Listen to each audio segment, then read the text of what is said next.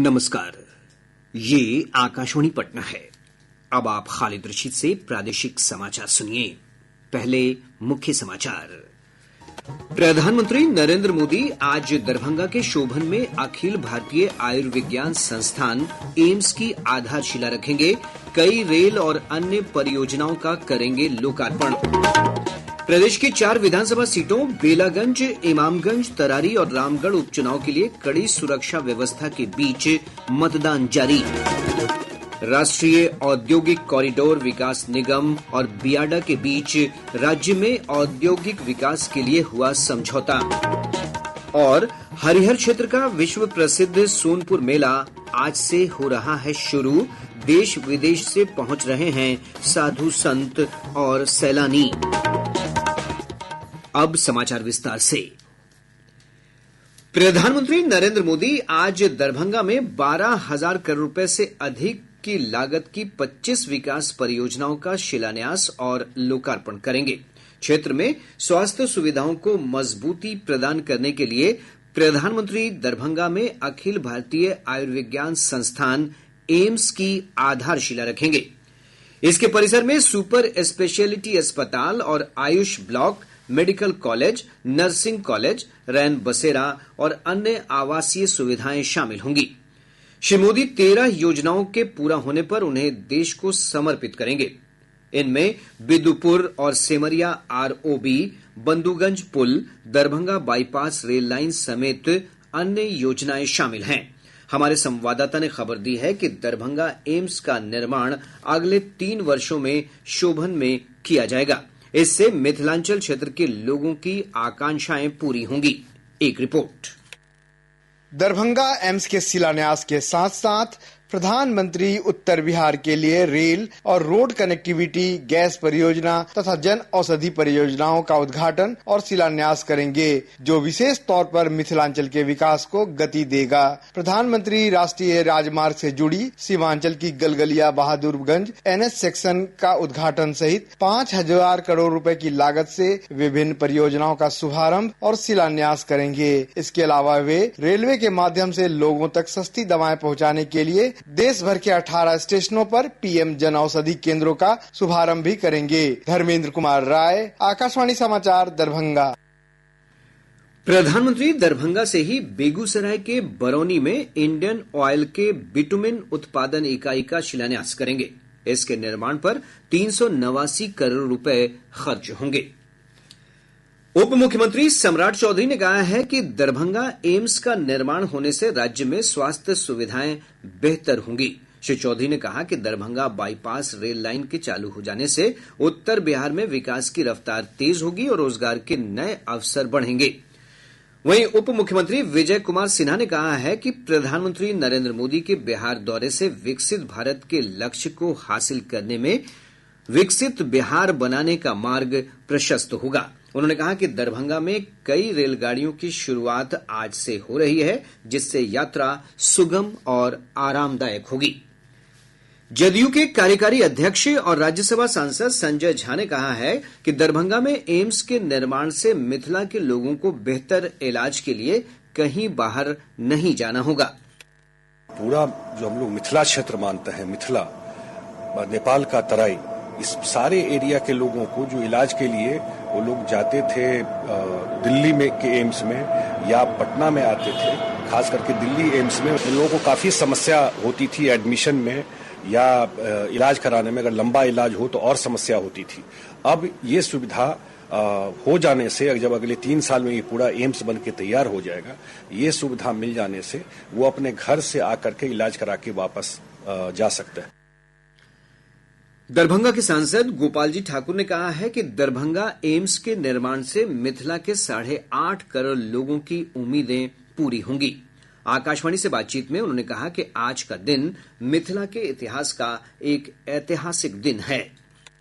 देशक यशस्वी प्रधानमंत्री श्री नरेंद्र भाई मोदी जी दिन के 9 बजे प्रस्तावित एम्स स्थल पर आब एम्सक शिलान्यास करऽ जा रहल छथि।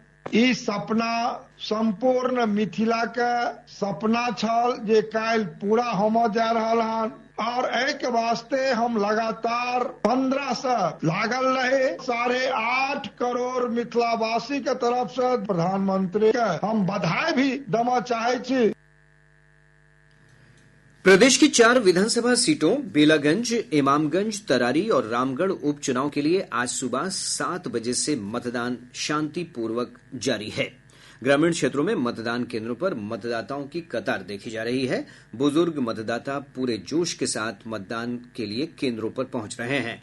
शहरी क्षेत्रों में भी मतदाता समूह में केंद्रों की ओर जा रहे हैं। निर्वाचन आयोग से प्राप्त जानकारी के अनुसार इन 4 विधानसभा क्षेत्रों में 1277 मतदान केंद्रों पर 12 लाख से अधिक मतदाता अपने मताधिकार का प्रयोग कर सकेंगे। उपचुनाव में कुल 38 प्रत्याशी चुनावी मैदान में हैं।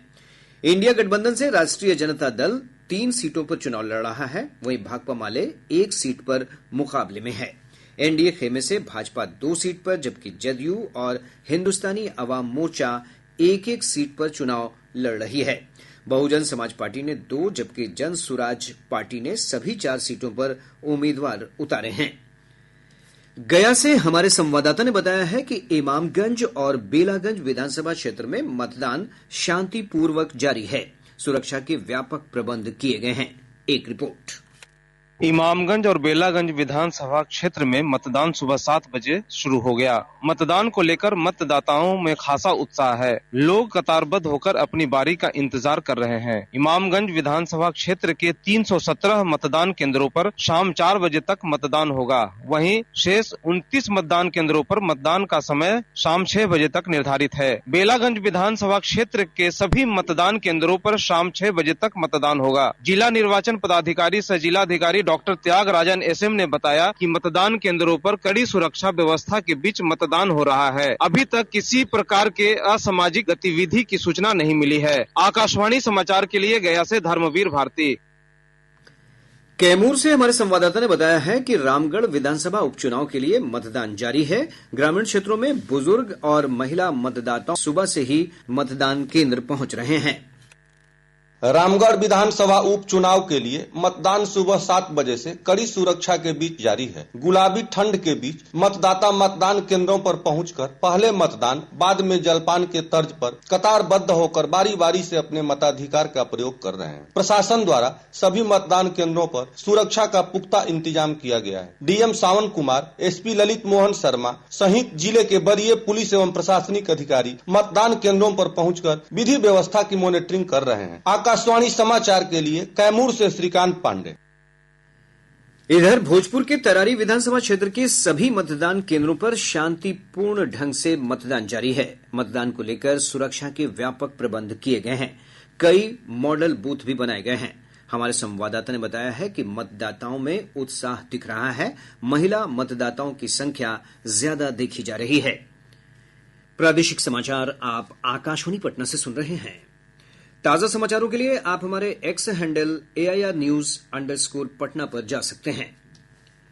राष्ट्रीय औद्योगिक कॉरिडोर विकास निगम NICDC और बिहार औद्योगिक क्षेत्र विकास प्राधिकरण बियाडा के बीच एकीकृत विनिर्माण क्लस्टर को अगले 4 साल में विकसित करने के लक्ष्य के साथ एक समझौता पत्र पर हस्ताक्षर हुआ है। उद्योग मंत्री नीतीश मिश्रा ने बताया कि इस समझौते से राज्य में औद्योगिक विकास के लिए नए युग की शुरुआत हुई है। इससे प्रदेश को औद्योगिक और आर्थिक शक्ति के रूप में स्थापित करने में मदद मिलेगी। मंत्री ने कहा कि इस समझौते से राज्य में 1 लाख से अधिक नौकरियां युवाओं को मिलेंगी। ऊर्जा मंत्री विजेंद्र यादव ने केंद्र सरकार से देश में एक राष्ट्र एक बिजली दर लागू करने की मांग की है। नई दिल्ली में ऊर्जा मंत्रियों के एक सम्मेलन में उन्होंने यह मांग करते हुए केंद्रीय ऊर्जा मंत्री से प्रदेश की लंबित परियोजनाओं को जल्द मंजूरी देने का अनुरोध किया। श्री यादव ने कहा कि राज्य में बिजली के क्षेत्र के कई कार्यों का निरीक्षण अन्य राज्यों के अधिकारियों ने किया है। सारण जिले के हरिहर क्षेत्र का विश्व प्रसिद्ध सोनपुर मेला आज से शुरू हो रहा है। मेले में सांस्कृतिक और मनोरंजन के कार्यक्रम आकर्षण के केंद्र रहेंगे। राज्य सरकार ने इसे राजकीय मेले का दर्जा दिया है। मेले का उद्घाटन उप मुख्यमंत्री सम्राट चौधरी और विजय कुमार सिन्हा संयुक्त रूप से करेंगे। बिहार राज्य पर्यटन विकास निगम की ओर से मेला क्षेत्र में पर्यटक ग्राम बनाया गया है, जिसमें विदेशी मेहमानों के लिए अत्याधुनिक सुविधाओं से लैस 6 स्विस कॉटेज बनाए गए हैं। सैलानियों की सहायता के लिए गाइड तैनात किए गए हैं, जो लोगों को मेले की महत्ता की जानकारी देंगे। इसके साथ ही पर्यटकों के लिए स्पेशल टूर पैकेज की व्यवस्था भी की गई है। स्वास्थ्य विभाग की ओर से जानकारी दी गई है कि मेला क्षेत्र में 8 अस्थायी चिकित्सा शिविर लगाए गए हैं। पशु और मत्स्य संसाधन विभाग के माध्यम से मेला क्षेत्र को 8 वार्ड में बांटकर प्रत्येक वार्ड में एक पशु चिकित्सालय कार्यरत किए गए हैं। उद्योग विभाग के माध्यम से 21 विद्याओं के 63 शिल्पकार और बुनकर अपनी कलाकृति का प्रदर्शन करेंगे। राजगीर में खेली जा रही महिला एशियाई हॉकी चैंपियंस ट्रॉफी प्रतियोगिता के एक रोमांचक मुकाबले में कल मेजबान भारत ने दक्षिण कोरिया को 3-2 से हरा दिया। भारतीय टीम के स्टार खिलाड़ी दीपिका कुमारी ने 2 और संगीता कुमारी ने 1 गोल किया। इधर थाईलैंड और जापान के बीच मैच 1-1 से ड्रॉ हो गया। वहीं एक अन्य मुकाबले में चीन ने मलेशिया को एक तरफा मुकाबले में 5-0 से पराजित कर दिया। अंक तालिका में चीन ज्यादा गोल के साथ 6 अंक लेकर पहले स्थान पर है, जबकि भारत 6 अंकों के साथ दूसरे स्थान पर और जापान 2 अंकों के साथ तीसरे स्थान पर है। आज विश्राम का दिन होने के कारण कोई मैच नहीं होगा। रेलवे बोर्ड के अध्यक्ष सतीश कुमार पूर्व मध्य रेल क्षेत्र के 2 दिवसीय दौरे पर हैं। अध्यक्ष ने छठ पूजा के बाद भीड़ प्रबंधन और यात्री सुविधा सहित सभी प्रकार की तैयारियों की समीक्षा की। श्री कुमार ने सोनपुर रेलवे स्टेशन का भी निरीक्षण किया। सोनपुर रेल मंडल ने मुजफ्फरपुर और बरौनी सहित डिवीजन के अंतर्गत आने वाले विभिन्न रेलवे स्टेशन से ट्रेन पकड़ने वाले सभी यात्रियों से धैर्य बरतने की अपील की है।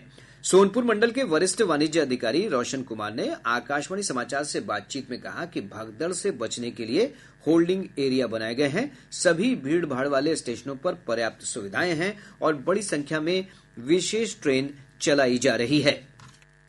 जो हमारा 2 मुख्य स्टेशन है मुजफ्फरपुर और बरौनी, वहाँ से हम लोग रेगुलर बेसिस पे फेस्टिवल स्पेशल ट्रेन चला रहे हैं। मुजफ्फरपुर से हमारा अमूमन जो है 10 पेयर स्पेशल ट्रेन चल रहा है और बरौनी से भी हमारा जो है 12 पेयर स्पेशल ट्रेन चल रहे हैं। इसी सारी यात्रियों से हमारी अपील यही है कि टीओडी ट्रेन का यूज करें। जो शेड्यूल ट्रेन है उसके अलावा टीओडी ट्रेन जो नोटिफाइड है उसकी लिस्ट जो है हमारे सभी होल्डिंग एरिया में हमारी वेबसाइट पे है। जो भी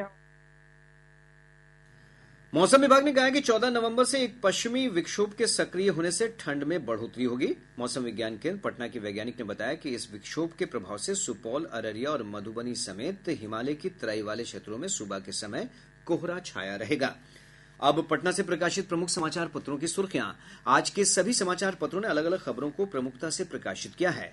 हिन्दुस्तान ने वायु प्रदूषण को बड़ी खबर बनाया है। अखबार ने केंद्रीय प्रदूषण नियंत्रण परिषद की ओर से जारी रिपोर्ट पर लिखा है, हाजीपुर देश का सबसे प्रदूषित शहर। दैनिक जागरण ने प्रधानमंत्री नरेंद्र मोदी के हवाले से लिखा है, 370 पर पाक की भाषा बोल रही कांग्रेस। दैनिक भास्कर ने पटना के आसरा गृह में 2 युवतियों की मौत पर लिखा है, आसरा गृह में खिचड़ी खाने से 2 युवतियों की मौत। और अब अंत में मुख्य समाचार एक बार फिर। प्रधानमंत्री नरेंद्र मोदी आज दरभंगा के शोभन में अखिल भारतीय आयुर्विज्ञान संस्थान एम्स की आधारशिला रखेंगे। कई रेल और अन्य परियोजनाओं का करेंगे लोकार्पण। प्रदेश की 4 विधानसभा सीटों बेलागंज, इमामगंज, तरारी और रामगढ़ उपचुनाव के लिए कड़ी सुरक्षा व्यवस्था के बीच मतदान जारी। राष्ट्रीय औद्योगिक कॉरिडोर विकास निगम और बियाडा के बीच राज्य में औद्योगिक विकास के लिए हुआ समझौता। और हरिहर क्षेत्र का विश्व प्रसिद्ध सोनपुर मेला आज से हो रहा है शुरू। देश विदेश से पहुंच रहे हैं साधु संत और सैलानी। इसके साथ ही आकाशवाणी पटना से प्रसारित प्रादेशिक समाचार का ये अंक समाप्त हुआ।